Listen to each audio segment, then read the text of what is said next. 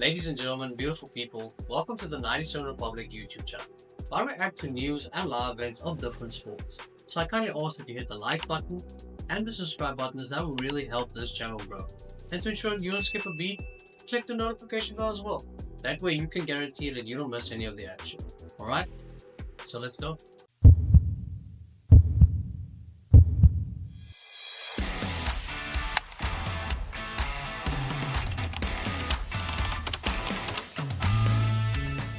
Ladies and gentlemen, reacting to UFC 312, the pay-per-view event, Plessis versus Strickland. Now, heading into the call, and nobody thought potential pay-per-view of the year. Right? We had our expectations. We knew there wasn't a lot of star power. We knew that there wasn't a lot of household names, so we kind of knew what to expect when we went into UFC 312. And in all honesty, looking back at it, it felt like we got exactly what we expected. The card didn't exceed expectations, but it didn't fall short either. There was a few fights where you thought, what am I watching? But then others were really good and others felt evenly matched up. So, a lot of up and downs regarding the card. And starting with the early prelims, seeing Mikalev fighting Joseph, close fight, but a good fight. Seeing Mikalev's kicks was incredible. And then obviously seeing the fight that eventually got awarded the fight of the night was Zurong taking on Cody Steele. Thought that if this is the standard to which the rest of the card is going to live up to, might be in for something beautiful. My initial reaction when I watched the Cody Steele fight and the Zurong fight is I thought if every fight is going to look like this one, might be in for something special. Because honestly, one of the best fights I've seen in recent memory, where both men just absolutely swung as hard as they could, stood in the middle, took shots, ate them, delivered them, and looked as if you were expecting someone's head to drop. Yeah, and basically expecting someone to lie flat on the canvas. And at the end, pointing to the ground and standing in the void and basically just throwing punches. Incredible. Yeah, love every second of it. And then going into the prelims, once again, very up and down. We love watching Alexander Topuria make his debut against Thickness. The whole storyline behind it felt very cinematic. You had Vol in Thickness's corner. You had obviously Ilya being in his older brother's corner. Older brother making his debut, being the smaller guy, and you can basically see the Topuria gene in both of those fighters, in both Ilya and his brother. They fight basically exactly the same. Beautiful boxing, strong wrestling, a lot of power. When he dropped Thickness in the first round, I thought, we might be seeing something born in the UFC with regards to these Georgian fighters and just how they dominate. And then seeing Thickness recover and basically take the fight all the way to the judges' scorecard was really impressive. The grid, love the fight. Saw Wang Tong versus Bruna Brazil, and I thought, very underwhelming. Once again, we are up, we are down. It was weird seeing Bruna Brazil being an ex-Brazilian kickboxing champion and being so gun shy, not being able to predict the timing of Wang Chong, and it wasn't an easy watch. If I had to put it in layman's terms, not the easiest watch I've had in my life.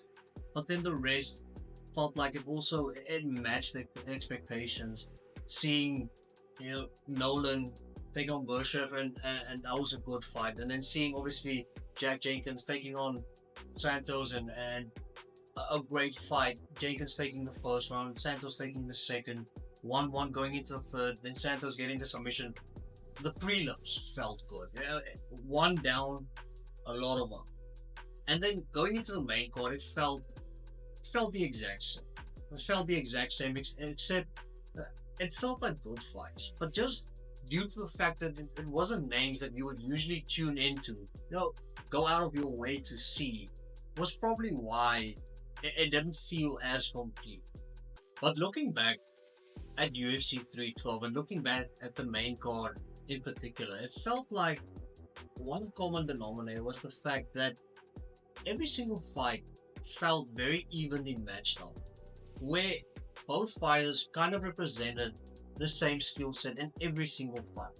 Apart from, I'd probably say, Weili versus Tatiana, where it was the exact opposite. But obviously, we have odds. When going into fights, we know that the odd makers favor a particular person, and we have odds that basically play a factor in who might be the favorite. But taking away the odds, and taking away the odd makers' opinion regarding these fights, it felt like a lot of them was close and wasn't easy to pick. If we look at the first fight on the main card, if we look at Jake Matthews taking on Francisco Prado, felt evenly matched up. Now the fight didn't turn out that way, with Jake basically dominating Prado and Prado being as resilient as a honey badger. But both men was explosive. Both men was predominantly strikers. Seeing Prado take Jake Matthews down first round, I thought might have been troublesome for Jake going into round number 2 and 3, but didn't prove to be the case. And I had Jake Matthews winning the fight, and I had him winning the fight by decision.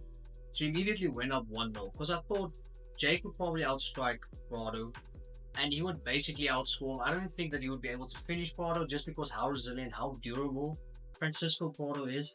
So that was basically my thought process going into that first fight, and everything that I thought proved to come to fruition, and basically it ended up being the exact thing that I predicted. So going in 1-0, I thought, hey, here we go, gonna be 5-0. Yeah, it felt good. And then the second fight happened, and it was interesting. It was interesting to say the least, where Jimmy Crute took on Rodolfo Bellato.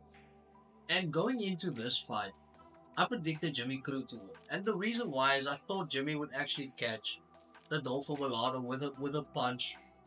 And I thought Jimmy would have enough power to put him out. Seeing that Teixeira did the same thing to Bellato, didn't manage to finish him, but managed to knock him down, was extremely close to finishing him. And then Rodolfo basically played the Uno reverse and ended up beating Teixeira in the same way he almost lost. So I thought he wouldn't get that chance when he fought Jimmy Crute. I thought that if Jimmy was going to catch him, he's definitely putting him to sleep.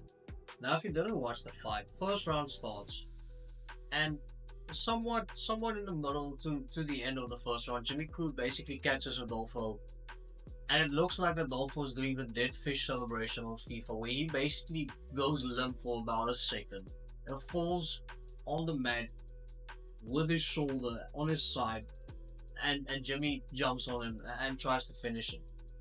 And give credit to referee, not ending the fight, not stopping the fight, because Bellato somewhat defended himself and managed to weather the storm. So definitely a 10-8 round for Jimmy Crute. And then the second round happens, and it's very, very close. It is very close.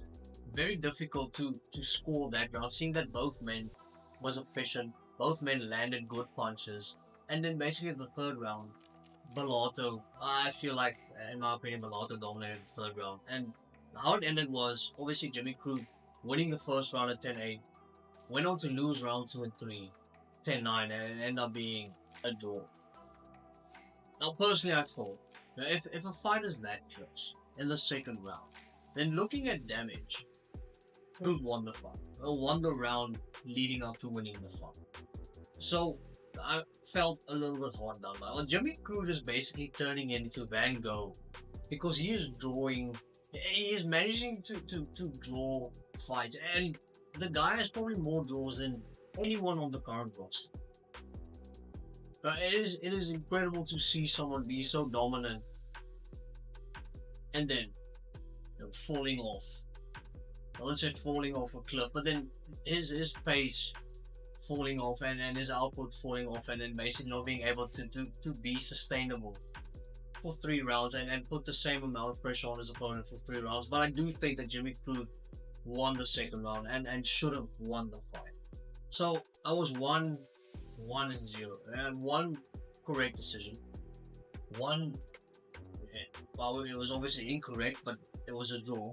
And then going into the Justin Tafa versus Teixeira, I thought that it would probably be a difficult matchup for Taliesin, seeing that it is his debut inside the UFC. You know, a lot of hype regarding this guy. He is an absolute monster. I think he's 7'1". He is huge. And fighting a guy like Tafa, I thought that Taliesin would probably get clipped at a point. And when Justin Tafa hits you, big possibility that you might end up with a pillow underneath your head and go to sleep. And I thought that would probably happen. But Taliesin dominated. And the fight wasn't long. Pushed him up against the fence, caught him with one of the most disgusting elbows of the night, and basically dropped off and finished the fight. Incredible performance by Teixeira in his UFC debut, basically then receiving one of the performance of the night bonuses. A lot of hype surrounding Taliesin, and I hope he can basically just go on in this form and go on basically, dominating some guys inside of the heavyweight division. And it's time for a new contender to step up. And Taliesin might be that guy. Yeah, might be that giant. And then we moved on to the co-main event. We had Weili taking on Tatiana Suarez. So at this point, at one right, there was one draw and at one wrong. Made a big mistake. Now, obviously in hindsight, easy to say. But my thought process going into the co-main event was I thought that Tatiana would win due to the fact that she's gone through so much adversity in her life that it felt like she was undeniable. Surviving cancer, going through the knee operation she had, being off for 4 years, coming back and basically bulldozing everyone in her path. I thought she was undeniable. That was the only thing that went her way, and the fact that she was a better wrestler, I thought. And then we obviously end up seeing what we saw. But I thought Tatiana was strong. I thought she was a better wrestler. Having the wrestling credentials that she had, I thought that she would basically win the fight by unanimous decision. Couldn't have been more wrong. Could not have been. Even if I tried, couldn't have been that wrong. Because basically it started off. Tatiana won the first round. And then Weili tapped into her chi and basically dominated Tatiana wherever the fight took place, landing massive punches to the face and basically out wrestling Tatiana and just being too good for her in every aspect of the fight, having way better cardio than Tatiana, way more experience, knowing how she can pace herself for 5 rounds, putting on pressure, and just a masterclass. An absolute masterclass by Weili, beating Tatiana in that fashion. But full transparency, it felt like as soon as I made the pick of Tatiana beating Weili, something said I was going to do wrong. It felt like my intuition, my gut was telling me you made a mistake. And going through the week and seeing the press conferences and seeing everybody hype up Tatiana to be this unstoppable force, myself included, made a mistake, was wrong. Part of the problem. And seeing Strickland basically disregard Weili and Weili being the underdog, even though she's one of the best strawweight champions we've ever seen, probably the best strawweight champion we've ever seen right now. And it felt like I was wrong. Heading into the fight, both women standing inside the octagon, the fight ready to start. And it felt like Weili was going to win. Because the disrespect Weili received with regards to how many people thought that Tatiana would actually go on and dominate her, and myself included, just goes to show. Back to champion. They're champions for a reason. And Weili, right now, this version of Weili, there is not a single woman in the strawweight division that could challenge Weili right now. She is near unbeatable inside of the strawweight division. No woman. Tatiana was the chosen one to be able to dethrone Weili. Didn't happen. Didn't come close. No other woman poses a threat to Jean at straw. So going forward, the only answer is Weili versus Valentina Shevchenko, and you know what? Book it 3 times. We deserve it. You can probably go ahead and book it 3 times because That's how good that's gonna be. Right? Could book it 7 times if they would like to. We'll be watching all 7. Where we have one of the best, if not the best, strawweight of all time, the best flyweight of all time, collision course. Couldn't ask for more. So, congrats to Weili. Dominant display. Basically, dominating Tatiana everywhere the fight took place. Whether it was on the ground, whether it was striking, pieced Tatiana up, and Tatiana was bloodied and bruised coming out of that fight. And then we went on to the main event. The highly anticipated rematch, Dricus du Plessis taking on Sean Strickland. And obviously with regards to the promotions and the promotional videos leading up to this fight, Sean Strickland saying that he's a far superior striker than Dricus is, and he's going to show it, and he's basically going to dominate Dricus standing up, and wanted to make a pact with Dricus saying when both men stand up, to the death, and basically no taking down, we're just going to strike. And it felt like Dricus wanted to prove a point, because Dricus went out and fought Sean Strickland basically only on the feet, only striking with Sean Strickland, and dominated Sean for 5 rounds. And I predicted Dricus to win. I thought Dricus would probably knock Sean out in the 4th or the 5th round. And when Dricus broke Sean's nose in the 4th round, I thought, here it comes. But you gotta give credit where it's due. Right? Sean Strickland might be one of the toughest men the middleweight division has ever seen. Like, had his nose broken and basically continued fighting and basically survived the 4th round, rallied himself, and then put on somewhat of a good performance in the 5th round. But overall dominance from Dricus. And saw Dricus win the first 2 rounds. The 3rd round I thought was closer. When I heard the 49-46, I wasn't surprised. I thought that the 3rd round could have gone to Sean, probably would have given it to Dricus. But Dricus du Plessis just showed how dominant he is, and basically rectified the controversy regarding the first fight. People thought Sean won, and Dricus basically putting an exclamation mark on this rivalry and putting it to bed, because he dominated Sean for 5 rounds standing. He had 1 takedown the whole fight, and the kicks he landed, the spinning back fist, the spinning back elbow, the so weird, a weird overhand right, where it basically looked like an overhand, but then came down as a straight right. Obviously, see weird things whenever Dricus is involved, but just pure dominance from Dricus.